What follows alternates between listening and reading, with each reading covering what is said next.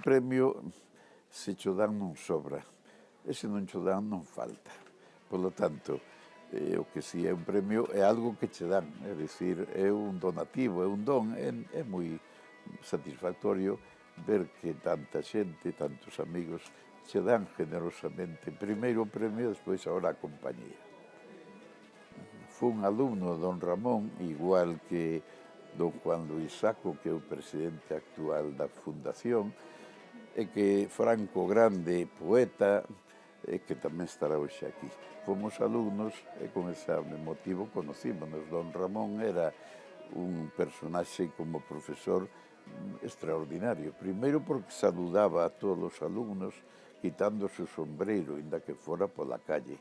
Segundo, porque non suspendía a ninguén. Consideraba que iso era unha ofensa excesiva e con eso xa sabía que un tiña o aprobado. Pero as clases íbase porque falaba moi ben, eran as clases cheas de cultura, aparte de falar de xeografía, falaba tamén de literatura, da paisaxe, de mil temas. E ali foi onde o conocín. Doume matrícula porque lla pedín, dado que el tampouco levaba moito control de exámenes, propiamente non facía exámenes orales. Entonces, o número de matrículas dependía do número de matriculados. Había que pedirlle, porque eu necesitaba para a beca, matrícula de honor, e el se lle cabían, que eran dúas normalmente, daba generosamente. Eso era don Ramón. Falaba moi ben, tiña unha gran voz, unha gran cultura e un sentido do humor, de modo que as clases eran estupendas. Certo é que non se aprendía a xeografía de correos, non serviría eso para aprobar unhas oposicións, pero, en cambio, para cultivar, para darlle un sentido cultural da vida e da paisaxe, era espléndido. Sí, é moi conocido como orador e na clase explicaba exactamente igual que se estuvera dando unha conferencia. Unha persona era moi generoso, foi unha persona. Tampouco a vida o obligou a moitas cousas, salvo unha excepción. É dicir, non tuvo fillos, a nai, que era unha señora de moita personalidade, administrou isto e morreu cando tiña 98 anos, ou sea que el foi sempre o beneficiario do traballo da súa nai aquí dirixindo esta explotación agraria, que iso era. Daquela isto tiña 10 hectáreas de terreno, que despois quedou limitado a solo isto e o xardín. E, polo tanto, vivían desto. Non tuveron fillos, o que a él lle significou moita tristeza ao final, pero recuperou unha sobrinha que vivía en Cantabria e que foi a que veu a atendelo nos últimos anos. Bueno, eso era máis ben. Tuvo un problema gordo que cando a sublevación do general Franco, ou movimento nacional, ou como se queira decir, alzamiento que queira, pois el separárase do Frente Popular, de modo que non estaba na esquerda. Non obstante, como era galeguista, escribira sobre a autonomía, etc., pois foi privado da cátedra e viveu uns 11 anos, máis ou menos, creo que foron 12 anos, pois vivindo pobremente, vivindo do que sacaba da finca. Eso significou para el moito, porque lle cortou a mitad da vida. Pero era home de gran humor. E cando o repuxeron, esqueceuse das penas anteriores e disfrutaba moito da vida, da paisaxe. Era moi bo comedor. En fin, última vez, unha das veces últimas que eu estuve aquí, acordaron, xa pouco antes de morrer, darlle unha medalla do réximen de Franco. Para el parecíalle unha traición a todos os outros que foran exiliados, algún morto, e que eso significaba renunciar por unha vanidade de última hora o que fora a súa vida. Entonces, dixo que non quería, pero en lugar de decirlo de outra maneira, negouse a comer. E aquí levaba 2 días que non comía, e chamaronme a min, que estaba en Ourense, para que viñera a convencelo. E viñan aquí nesta casa, falei desde aquí, desde o teléfono, co gobernador civil, dicindo o que pasaba, que el non quería recibir ese premio, que o agradecía, pero non o quería recibir. O gobernador dixo, con tal de que non renuncie públicamente, nos dámonos por satisfeitos. E con ese pacto, pois xa se puxo a comer, e por certo, un caldo de unto a media tarde, é dicir, que recuperaba toda a súa alegría da vida, e iso é unha das últimas cousas así que se poden contar del. Hombre, a xenerosidade é digamos, a sana actitude ante a vida. Non era alguén que disfrutase da vida, só vivise para iso, non. Pero, aparte de ser fiel a Galicia, fiel á súa familia, á súa parroquia, foi o que truxo esa carretera no tempo de cando el foi diputado, decíame que fixera 3 cousas que debe facer todo bo diputado. El era diputado por Ribadavia. E trouxo a carretera para o seu pueblo, que é esta que vemos agora, e fixo que a banda de música de Ribadavia obtuvese o primer premio nun concurso nacional. E o terceiro decía, home, tamén fixen o que puden para que viñese o ferrocarril Zamora-Ourense, que se faría moitos anos despois. Bueno, a súa é un hombre prolífico, é o que se chama un polígrafo, porque hai de todo, desde libros de texto que compuxo para o bachillerato, libros de monografías de tipo ocasional, logo geografía, que era a súa profesión, un gran libro en mellor dito, 3 tomos de unha geografía de España. Logo foi literato, xa galego, novelista, algo de poema, dedicando, rencheu o portal, alguén pasa que ao mellor xa non volverá a pasar. Así que poeta de ocasión, novelista, logo autor de obras eruditas, como un enorme tomo sobre o padre Feijóo. É dicir, é todo o arco do que pode escribir. Hai unha novela que é a máis conocida del, unha novela psicolóxica, que é Arredor de sí, que é contar a vida del. El era un señorito que pasaba gran parte do ano en Madrid. Viña a Galicia por eso de que había que recoller os frutos, etc., e volvía a levar unha vida de señorito en Madrid.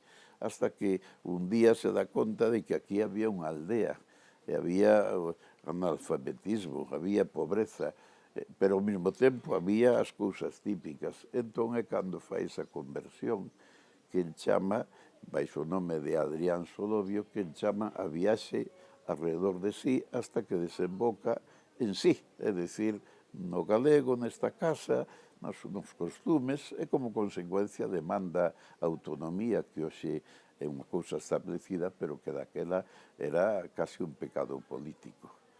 Iso é así a grandes rasgos, porque tiña que ser unha entrevista moi longa e detallada. Sí, como literato, sin duda, esta novela Arredor de sí, unha novela polo estilo de Azorín, é dicir, feita de pequenos anacos en presente, e donde vai facendo esa transformación interior. Logo hai unha novela grande, en 3 tomos, que é a historia deste pazo, e de como aí ao lado hai un pazo. Isto non era un pazo, era unha casa grande. Casa grande non ten escudos, porque non era da nobleza. O pazo era ese de aí do lado.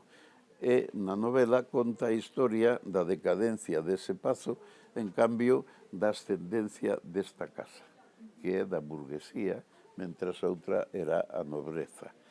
Co tempo, esa casa dou en quebra, e el comprou durante un tempo ese pazo. Pero verdadeiramente isto el chamáballe sempre a casa de Cima de Vila. Vila ao pobo, cima, porque en gran parte de Campas abaixo. as campanas, e mirades por aí, entón vese na novela chame Tras outro, Tras alba. Mais ou menos é o mesmo lugar. Esta é a novela que Os camiños da vida. Así que o que queira unha novela histórica, Os camiños da vida. O que queira unha novela intimista, Arredor de sí. Estando aquí unha señora que agora, señora Cotón, me parece que era. Él estaba enfermo e díxonos aí que quería que se queimasen as cartas de amor que lle escribira a súa señora, Fita, Josefina. Entón, sacámoslas para aquí, non era cuestión de poñerse a ler esas intimidades, pero el temía que as cartas contuvesen algunhas alusións que non quería que se... Nós estuvemos lendo 2 ou 3, vimos que era lírica pura, era platonismo puro, e consideramos que non se debían romper. Pero o que non sabemos é que foi delas, porque ahora esas cartas, que eran un lote grande, escritas, claro, no ano 1918-19. Estou falando dos anos 1974, máis ou menos. Eu non sei o que foi desas cartas. Esas cartas existían, eran moi platónicas, bueno, as eternas cartas de amor, non?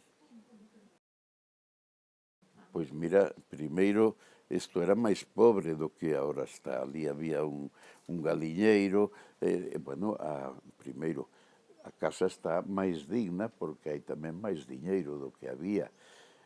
A Fundación mantén as publicacións, vai sacando moitos inéditos. E ainda vais a sacar un tomo segundo das memorias chamadas Lembranzas do meu vivir.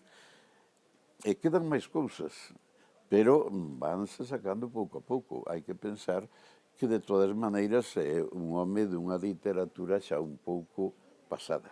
Non é, evidentemente, un escritor doxe, pero é todo, porque é unha enciclopedia, é unha guía de Galicia. Escribeu unha guía, pero realmente todo o que describeu é unha guía de Galicia. Eu creo que fixo unha gran obra manter esta casa e manter a memoria. Estes actos comenzaron fai 34 anos. Eu presentei ali, naquela esquina, presentei un tomo dunhas chamadas obras selectas, o tomo segundo. Lembro-me ben, claro, desapareceron as persoas que estaban ali conmigo, porque un é un supervivente da vida. Entón estaba Ramón Piñeiro, doutor García Sabel, o profesor Ogando, que era de Ourense, e outras persoas que, por desgracia, xa non están con nós. A filosofía ten longa vida. Bueno, os filósofos temos menos longa vida. O que está pasando é que hai moitos saberes novos que piden ter sitio na formación básica. E iso tiña que ocurrir. O que pasa é que é o eterno problema. Non cabe todo, que hai que seleccionar. Hombre, é mala cousa, porque a filosofía é o que nos une con Grecia. Entonces, o que nos intima, iba a decir, o que nos exhorta ou nos demanda pensar. E non está de mal, non doi, además, pensar, é co que di a xente, non doi. E, polo tanto, é unha pena que un xoven se integre na sociedade sin ter un momento de reflexión, que aquí a reflexión é obligada. Se, ademais, añadimos que se perdeu a religión ou se perde, encima pode ser que a persona careza dun elemento integrador da súa persona, que é a capacidade de preguntarse por que estamos aquí e a donde iremos. Que, por certo, se vos sabedes a resposta, agradezo que me dedes, que eu levo buscando esa resposta e non a topei despois de 60 anos. É unha pena na formación que se suprima a filosofía, pero eu non son oposto a que se introduza a informática, etc. Non hai que vivir cos tempos. Eso é. O problema é de cabida. Hombre, en Galicia hai cousas millores, e non cabe dúda de que desapareceu a aldea, o que é unha tristeza, pero é unha sorte, porque vívese incomparablemente mellor do que vivía a xentiña por aquí. Hai unha desgracia fortísima, que é que o ano pasado Galicia perdeu 19.000 habitantes. Se é así, calcúlase que o ano 2050 tendrá a poboación que tiña o ano 1800, 1,5 millón. Pero 1,5 millón era o 10% da poboación española. E agora somos o 5% se o somos. Cataluña tiña menos poboación que Galicia. E hoxe ten 8 millóns se pide a independencia. É dicir, neste sentido é unha catástrofe. Se se quere, teránse que tomar os medios adecuados, que fundamentalmente é a posibilidade de que a nai poida compartir traballo e maternidade. En cambio, hai aspectos en que, curiosamente, as cousas van mellor. Por exemplo, ignórase que Galicia é, en Europa, a comunidade que ten, despois de Francia, a máis longa esperanza de vida.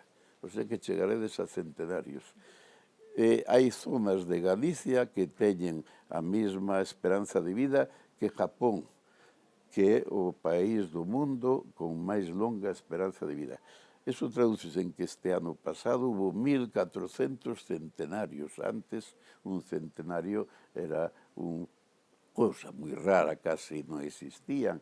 Pois habrá 2 ou 3.000 señores ou señoras de 100 anos dentro de poucos anos.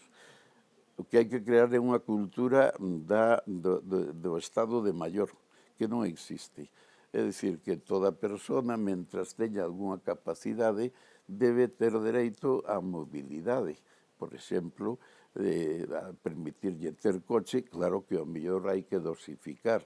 Unha persona non pode facer máis que isto determinado. O que non pode privarse a ninguén, mentras a salud vai a mellor, privarla do carné, porque moitos desta xente son xente que vive monoparental, é dicir, vive solo, eu mesmo vivo solo, e con moita frecuencia nunha aldea onde ao mellor hai 2 ou 3 persoas, ou vive solo. Entón, hai que acomodar o sistema, digamos, da circulación, acomodado á situación desas 100.000 personas que son centenarios, son octogenarios, nonagenarios, ou centenarios, son 100.000, que moito. En fin, hai tamén unha alta proporción de xente sola. Eso será unha nova cultura, é dicir, facilitarlle ao vello, mentras a naturaleza lle permita, facilitarlle unha calidade de vida. Eso é o positivo, porque cando se di envellecemento da poboación, non é malo que haya vellos, o que é malo é que non haya nenos. Eso é así. Hombre, a nosa comunidade ten agora un sentido de sí mesma, ten unha autonomía. Pode gobernar relativamente, solo relativamente. Aquí, calquera cousa de independencia sería unha tolemia que non vale a pena siquiera tela en conta. Hai un problema de España, claro, que son as Españas, pero non é o noso. O noso é que de 36 anos de autonomía, un determinado partido gobernou 30. Bueno, pero eso xa entra na dinámica política e eu aí xa non teño nada que decir.